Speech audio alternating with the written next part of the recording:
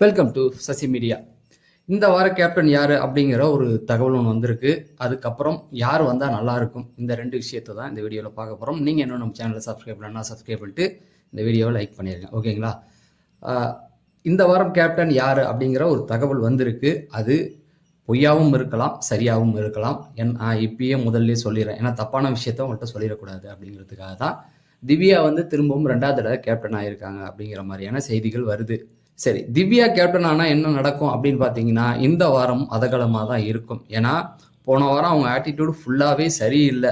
வந்தப்போ அவங்களுக்கு வந்து பெரிய நம்பிக்கை இருந்தது அவங்க மேலே. 2வது பார்வதி கூட ஒரு கேம் ஆடினாங்க இல்லையா, அப்போ வந்து எல்லாருக்குமே அது பிடிச்சிருந்தது. ஆனால் வீட்டில் உள்ள எல்லாரையுமே திட்டிக்கிட்டு இருந்தது வந்து சரியில்லை. அந்த பாசி ஆட்டிடியூடு கொஞ்சம் இருந்தது, அதை கொஞ்சம் கம்மி பண்ணணும் அவங்க அப்படிங்கிறது தான். 2வது நான் என்ன யோசிக்கிறேன் அப்படின்னு பார்த்தீங்கன்னா, யார் கேப்டன்னா நல்லா இருக்கும். இப்போ திவ்யா கேப்டன் அது ஒரு ரூமராகவே இருக்கட்டுமே. இப்போ இது இல்லாமல் யோசிச்சு பாருங்க, திவ்யா கேப்டன் ஆக வேண்டாம், மற்ற 2 பேரில் யார் ஆகணும் அப்படின்னு நினச்சா, என்னுடைய இல்லை நிறைய பேருடைய ஆசை வந்து பார்வதி கேப்டன் ஆகணும் அப்படிங்கிற ஒரு எண்ணம் இருக்குது. ஏன்னா பார்வதி இந்த வீட்டுக்குள்ளே வந்து எல்லாத்தையுமே வம்பளத்துக்கிட்டு தான் இருக்காங்க. யார் சொன்னாலும் கேட்கறது இல்லை. அவங்க விருப்பத்துக்கு தான் இருக்காங்க.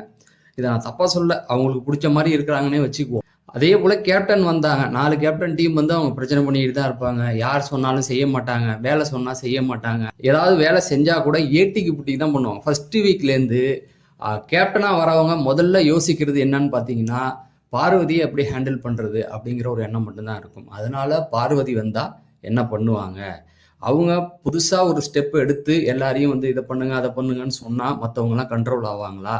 இல்லை நீங்கள் உங்கள் விருப்பத்துக்கு இருங்க, நான் தூக்கி போட்டு போகிறேன் அப்படின்னு போனால் விஜிஎஸ் போட்டு ரோஸ்ட் பண்ணிடுவார். அது ஒன்று இருக்குது. வழக்கமாக சும்மாவே அவங்கள ரோஸ்ட் பண்ணுறாரு, இல்லைன்னா என்னத்துக்கு ஆகும், ஓகேங்களா? அந்த ஒரு ஆசை எல்லாருக்குமே இருக்குது. பை சான்ஸ் நம்ம சபரி கேப்டன் ஆனால் என்ன நடக்கும் அப்படின்னு பார்த்தீங்கன்னா, என்னை பொறுத்த வரைக்கும் சபரி கேப்டன் ஆனால் வெளியில் வருவார். எல்லாருடைய ஆசையும் என்ன அப்படின்னு பார்த்தீங்கன்னா, சபரி வெளியில் வரணும் அப்படிங்கிறது தான். அந்த முகமூடியை கைட்டணும் அப்படிங்கிறது. அதனால அந்த முகமூடியை அவர் கைட்டணும் அப்படின்னா, அவர் கேப்டன் ஆனால் மட்டும்தான், பல பிரச்சனைகளை சந்திச்சா மட்டும்தான் அது நடக்கும் அப்படிங்கிறது தான். அதனால இந்த 3 பேர்ல திவ்யா கேப்டன்னா இருக்கிற பேரும் மொத்தமா போயிடும் அப்படிங்கிறது தான். பார்வதி வந்தா படாத பாடுபடுவாங்க. ஏன்னா இருக்கிற கேப்டன் எல்லாம் இப்ப அன்பு கேங் ஒன்னா ஆயிடுச்சு. நள்ளிரவுல ஒரு திட்டம் ஒன்று போட்டுட்டாங்க. அதை முந்தைய வீடியோவில் போட்டிருக்கேன், இல்லைன்னா வீடியோட எண்ட் கார்டில் கொடுக்குறேன், அதை பாருங்கள், உங்களுக்கு தெரியும். அதனால அவங்க படாத பாடுபடணும். சபரி வந்தார் அப்படின்னா இன்னும் கொஞ்சம் பெட்டராக அவருடைய கேம் அடுத்த வாரம் மாறும் அப்படிங்கிறது என்னுடைய கருத்து. உங்களுக்கு என்னுடைய கருத்தில் உடன்பாடு இருந்தால் இந்த வீடியோவை லைக் பண்ணிட்டு உங்கள் கருத்துக்களை பதிவிடுங்க. சிலர் சொன்னீங்க, நள்ளிரவு நைட்டு போடுற வீடியோவில் வந்து சரியாக சொல்லலை, அவங்கன்னு பேசுகிறீங்க அப்படிங்கிற மாதிரி சொல்லியிருந்தீங்க. புரியுது. நான் பேர் கொஞ்சம் சொல்லிவிட்டு அடுத்தது அவங்க அப்படின்றது மாதிரி போயிருப்பேன்.